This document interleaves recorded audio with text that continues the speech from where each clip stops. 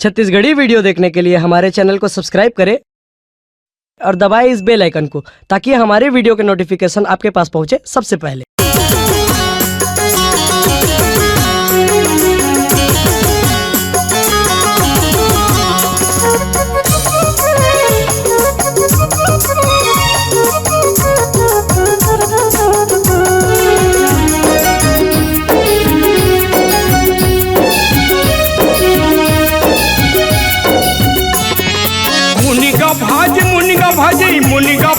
मुनगा भाजी औ तिउरा के दाल रांधे रब टोकरी ले लाया हूँ साग रांधे रब टोकरी ले लाया हूँ साग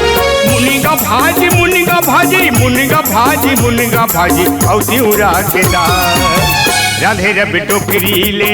लाया हूँ साग रांधे रब टोकरी ले लाया हूँ साग।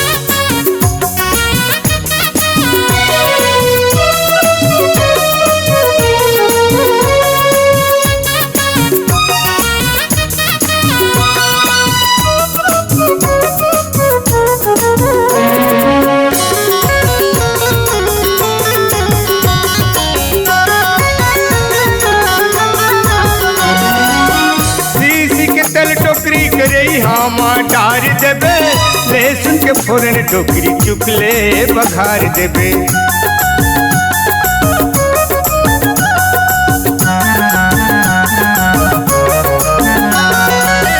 तीसी के तेल टोकरी करे हम डार देबे लहसुन के फोरन टोकरी चुकले बघार देबे लहसुन के फोरन टोकरी चुकले बघार देबे टोकरा पर हावयो बीमा रांधे रब टोकरी ले लाया हूँ साग रांधे रब टोकरी ले लाया हूँ साग।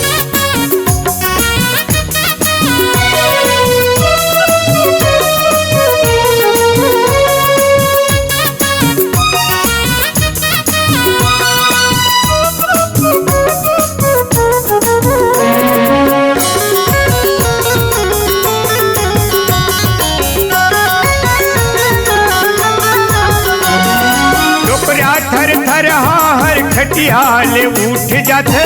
झगड़ा मचाए बड़े टूरा मजूरिया थे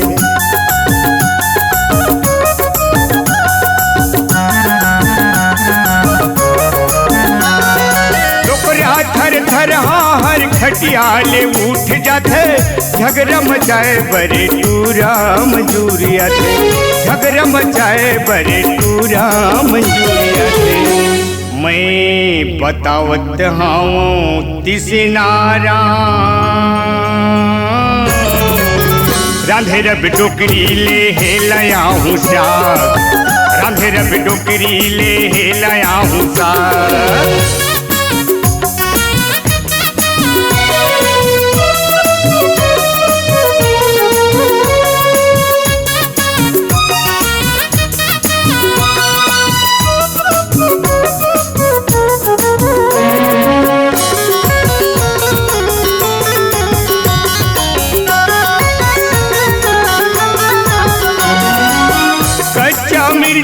कर पतरला बतावत है गा के वैष्णो भैया सबला सुनावत है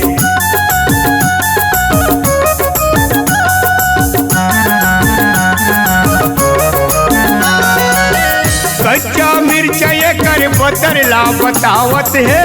गा के वैष्णो भैया सबला सुनावत है गा के वैष्णो भैया सबला सुनावत है। भाजी संग में जुड़े बासी फटका रांधे रब टोकरी ले लाया हूँ साग रांधे रब टोकरी ले लाया हूँ साग। मुनगा भाजी औ तिउरा के दाल रांधे रब टोकरी ले लाया हूँ साग रांधे रब टोकरी ले लाया हूँ साग। मुनगा भाजी औ तिउरा के दाल रांधे रब टोकरी ले लाया हूँ साग राधे रब डोकरी ले हेलाया हूँ सा राधे रब डोकरी ले हेलाया हूँ सा राधे रब डोकरी ले हेलाया हूँ सा राधे रब डोकरी ले हेलाया हूँ सा